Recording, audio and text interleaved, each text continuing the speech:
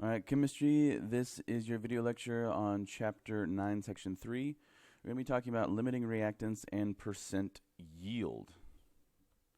So some of the things you're going to need to be able to do: describe a method for determining which of two reactants is a limiting reactant.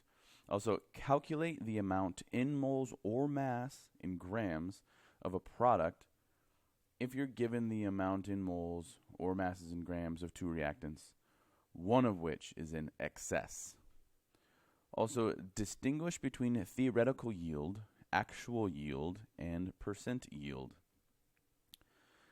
And finally, calculate the percent yield if you're given an actual yield and the actual quantity of a reactant. Start with some definitions here. A limiting reactant is a reactant that limits the amount of the other reactant that can combine and the amount of the product that can form in a chemical reaction. The excess reactant is the substance that is not used up completely in a reaction.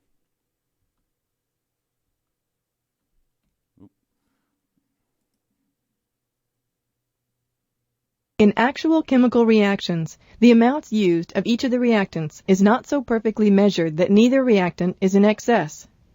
Even a slight deviation in mass for one of the reactants can add billions of additional molecules to a reaction system. When the reaction begins, new products form until one of the reactants is used up. This is the limiting reactant. Once it is used up, the reaction stops. We see that the 5 atoms of carbon and 5 molecules of oxygen react to form 5 molecules of carbon dioxide. The remaining molecules of oxygen are excess reactant. Now, what we're actually going to be doing to calculate, to complete our calculations and actually accomplish these types of problems, they're going to be using stoichiometric calculations. We're just going to interpret those results in a particular fashion. So let's look at a sample problem. So if we have silicon dioxide, also known as quartz, it's usually quite unreactive, but it will react readily with hydrogen fluoride according to the following equation. We have the equation there. Now, the problem that you'll see here is if 6.0 moles of hydrogen fluoride is added to 4.5 moles of silicon dioxide, which is the limiting reactant. That's the kind of problem you're going to see very, very commonly in this particular section. So let's look at how we're going to set this up. We have our balanced chemical equation. We identify what's been given, right? That's a mole. It's a mole value. The amount, we've also been given 4.5 moles of silicon dioxide. And what we're trying to find out is which one is limiting. Now you might think, okay, there's less silicon dioxide, there's 4.5 moles, whereas there's 6 moles of hydrogen fluoride. That's true. You're starting with more hydrogen fluoride. However, you might need vastly more hydrogen fluoride. Notice that the balanced chemical equation has a coefficient of 4 on hydrogen fluoride and only 1 on silicon dioxide. So we're going to have to do some stoichiometric calculations here. So how we're going to set this problem up. What I'm going to do is I'm going to start with one of those particular reactants. Doesn't matter which one. You can start with hydrogen fluoride first. And I'm going to do a second calculation, but this time I'm going to start with silicon dioxide. And in both situations, I'm going to convert all the way into moles of the product. All right, this is normal stoichiometry, normal stoichiometric calculations, just like we did last section, but you're going to do 2 of them for each of these types of problems. So let's plug in those numbers to see what we actually came up with. And I'd like to point out that if you start with 4.5 moles of silicon dioxide, you can get 4.5 moles of silicon tetrafluoride. But if you start with 6 moles of hydrogen fluoride, you only end up with 1.5 moles of the product. Right? So you actually can end with less product with 6 moles of hydrogen fluoride. So that's going to mean that hydrogen fluoride is the limiting reactant. So here I'm simply looking at which of those reactants ends up giving you the least amount of product. That's the limiting reactant. In most chemical reactions, the amount of material produced is less than the theoretical or perfect yield. Separation and purification processes often result in the loss of some product. In some cases, more than one product can be formed in a reaction. In other cases, reactions may simply not go to completion or may undergo reverse reactions. In all these cases, less product is obtained than was predicted by the theoretical yield.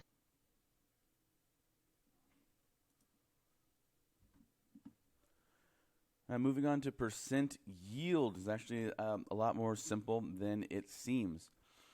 So let's start with the definition for theoretical yield. The theoretical yield is the maximum amount of product that can be produced from a given amount of reactant, right? And this is actually what you get from ideal stoichiometry. Last section we talked about ideal stoichiometry, and what we didn't really hammer down last section, which we're going to point out right now, is that you're assuming that all of that reactant is turned into product, every single bit of it. But in reality, not all of that product, or not all that reactant is going to be turned into product. We're going to get some amount that's less. We call that the actual yield. The actual yield of the product is the measured amount of that product obtained from a reaction, from the actual real life reaction. So what a percentage yield is a ratio of the actual yield to the theoretical yield multiplied by 0 according to the equation shown here. You'll notice that's not that complicated of a calculation.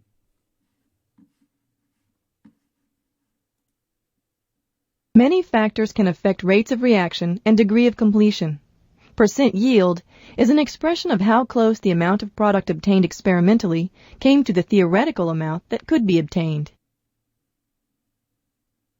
For example, a student synthesizes 231 grams of aspirin C9H8O4 from 200 grams of salicylic acid. The theoretical yield for this reaction is 260.9 grams. What is the percent yield? We use the equation for percent yield. We substitute in the actual amount of aspirin the student obtained, 231 grams, and the amount the student was expected to obtain, 260.9 grams. We divide, then multiply by 100. The student's percent yield is 88.5%.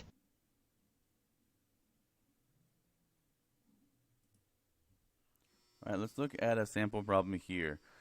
Chlorobenzene is used in the production of many important chemicals such as aspirin, dyes, and disinfectants. One industrial method of preparing chlorobenzene is to react benzene with chlorine as represented by the following chemical equation. And there is our chemical equation. Now, if you have 36.8 grams of benzene and that reacts with an excess of chlorine, the actual yield of chlorobenzene is 38.8 grams. What is the percent yield of chlorobenzene? All right, so we have the mass of chlorobenzene, we have the mass of chlorine, it's in the excess, we have the actual yield. We want to find the percent yield. So in order to do that, we need to calculate the theoretical yield. So we'll set up a stoichiometric calculation using the molar mass of benzene, the mole ratio of benzene to chlorobenzene, and then the molar mass of chlorobenzene. And that will give us the maximum amount of chlorobenzene that can be produced from a particular amount of benzene. That will be the theoretical yield. So according to the balanced chemical equation, this is what it'll end up being, 53.0 grams. That is the theoretical yield. So let's plug that into our equation for percent yield. We got 38.8 divided by 53.0. I'm going to multiply that by 100 so that we can generate a percentage. We'll end up with 73.2%. So the percent yield of chlorobenzene in this particular reaction is 73.2%. Alright, that's the end of this video lecture. Be sure you write down any questions and ask them in class. I will see you next period.